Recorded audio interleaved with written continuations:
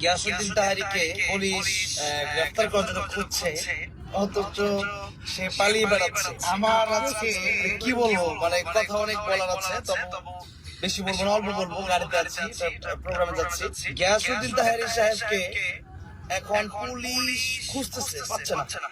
এখন পরের দিন আমার চট্টগ্রাম মাহফিল, আমি সারা রাত সেখানে পড়ে থাকতে পারবো? তো আমি আমার বিকল্প রাস্তায় চন্দ্রনাথ আসছি, মারহাবাদের গন্ধে। আমাকে আজকে কি বলছে, আমি নাকি পালিয়ে গেছি। তা আমি আমার প্রোগ্রামে শান্তিভাবে যেভাবে ভালো সেভাবে আসবো। কথা বলেন ঠিক কিনা? আমি মনে করি এই বাংলাদেশে ধর্মের কথাগুলো বলতে গেলে কোনো অনুমতির প্রয়োজন নাই।